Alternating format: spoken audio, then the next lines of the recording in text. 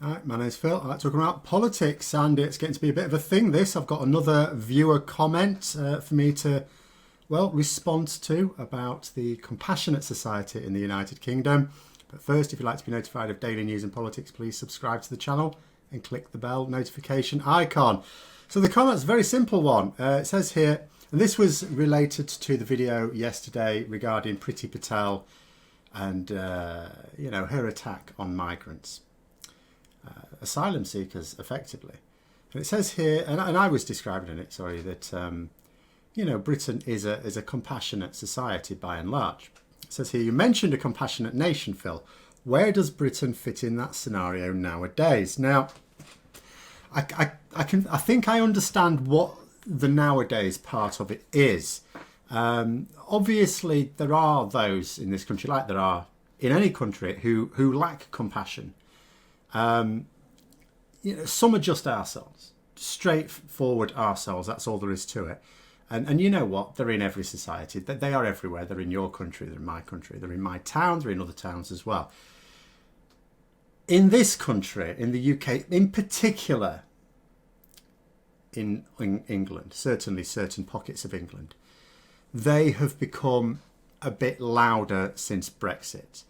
I've known and seen comments from people who live and work in the UK and have done for a long time, coming from overseas, not British citizens, people who've come from overseas, saying how tolerant and pleasant it has been living here until the Brexit referendum, when the mood changed. And we've seen this as well when we talk about reports of, attacks on people from certain minorities, hate crimes, race-related hate crimes. There was a massive spike in them following the Brexit referendum results. There was a massive spike in them following Boris Johnson becoming Prime Minister, a massive spike in them following the 2019 general election. And do you know what? Just for good measure, an increase yet again when we actually left the EU on the 31st of January of this year. And you can sort of look at that. You could potentially visit parts of the UK with different eyes. As someone who is male, middle-aged, white, British, I can go around lots of Britain and not be subject to this. It won't be as obvious for me to see it. But you can go around with certain eyes and see a high level of intolerance. I've no doubt at all. But it's really just the minority because, like I say, you've had people who've lived and worked in this country from overseas for a long time saying how tolerant British society was, and the mood changed after that date in June 2016. And people didn't change overnight. The country didn't go from being tolerant to intolerant overnight.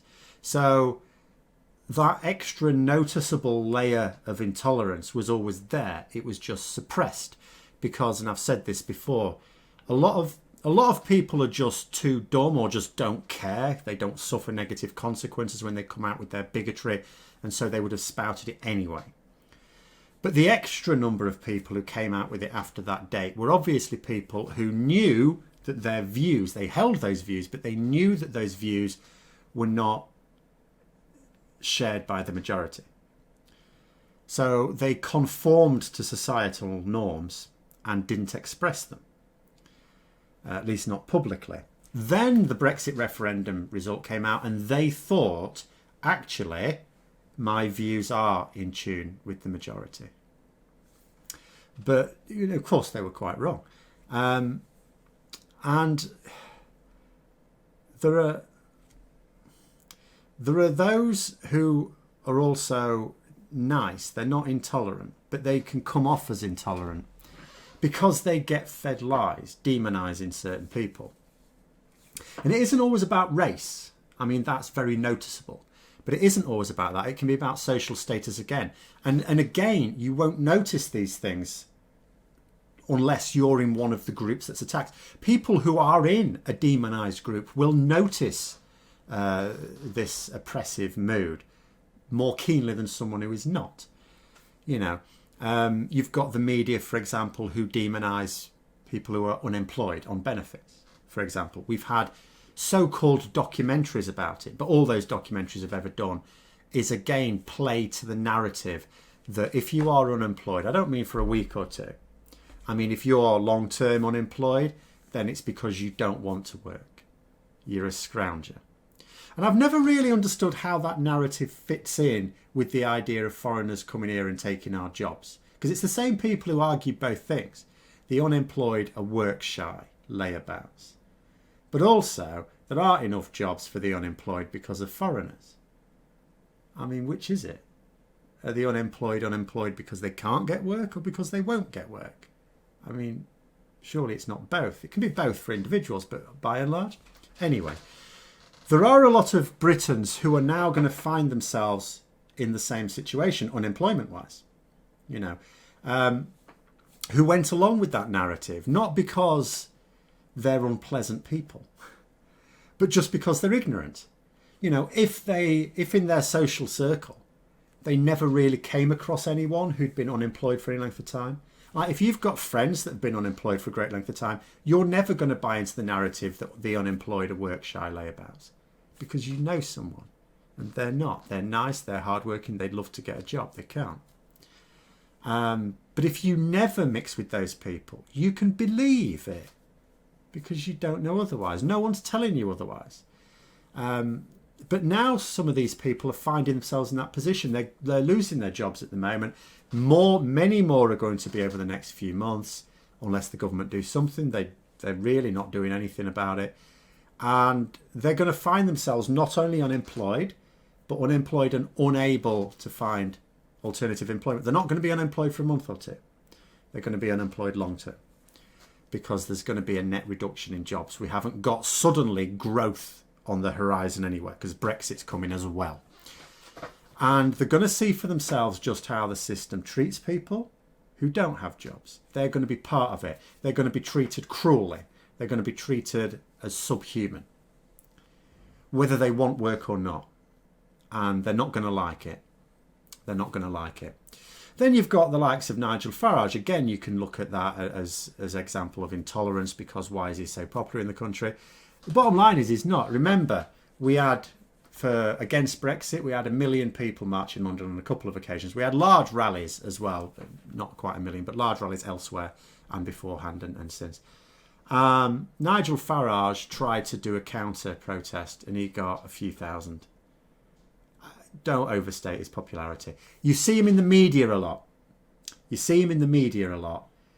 Because of his entertainment value. He recently used Anfield, which is Liverpool's football ground, as a device in his particular brand of racism. And this is where he assumed there was a group of foreigners visiting Anfield, and he assumed that they were illegal immigrants, because he assumes everyone who's a foreigner is an illegal immigrant. We know this because every time he refers to foreigners, he calls them illegal immigrants. He does it all the time. He's done it several times just in the last couple of weeks. He uses the term illegal immigrant to mean anyone in Britain that is not a British citizen. You could be here on holiday or business. You're an illegal immigrant as far as he's concerned. In fact, actually, thinking about it, you just have to be not British, because being here doesn't even seem to affect that. He famously used an image of lots of foreigners during the Brexit campaign that was a photo of people in a completely different country. So it's like, though these people aren't British. No, and do you know what? They're not in Britain either. Anyway, back to Anfield. And the people of Liverpool were, of course, none too impressed with being used to sell his particular brand of xenophobia. The mayor called Farage a substitute of a human being. And he said that refugees would be much more welcome in his city than he would.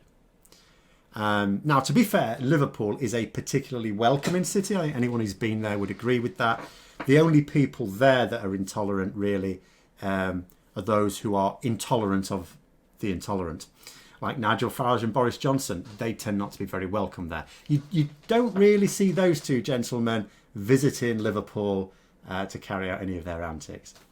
Another issue is the way, in terms of compassionate Britain. So look at the way the Conservatives talk about protecting the NHS during the general election, for example. And how Matt Hancock, the Health Secretary, said there will be no privatisation of the NHS on my watch, even though there is. There is privatisation in the NHS. Last year, 26% of funds that the government say they're spending on the NHS actually went to private companies. And that has increased because Matt Hancock has doled out even more contracts this year for services that were previously in-house. So that level of privatisation has increased. They also, and I'm not even counting COVID-related stuff, you know, they phrase everything in terms of compassionate language, even when they're doing something truly awful. And the reason they do that is because they know that Britain at large, even their supporters, they're not... These are they're targeting people who might vote Conservative. They're not bothering to target like serious socialists like myself who would never even think of voting Tory. Doesn't matter what happens to the Labour Party, I'll find someone else to vote for. I'd vote Green if it all went tits up.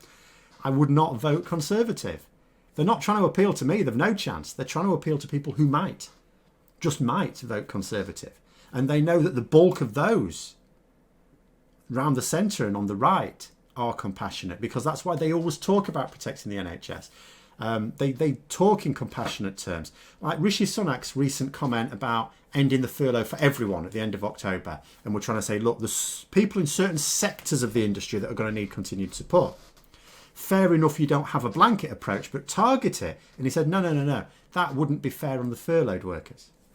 You know, even then, he's basically consigning those people to unemployment, and unemployment in a way that they can't get another job. There will be no work for them. And he's trying to make out the reason he's doing it is for their benefit. The reason they use this language, it's not because they get a kick out of lying. I mean, some of them do, maybe, I don't know. But fundamentally, it's more pragmatic than that. It's because they know they have to lie. If their campaign promises and manifestos were actually honest, they'd never be elected anywhere near political office. They might get a few seats in especially affluent areas, like seriously affluent areas. That would be it. They tell those lies because they know the people of Britain are largely compassionate. We're just not very bright.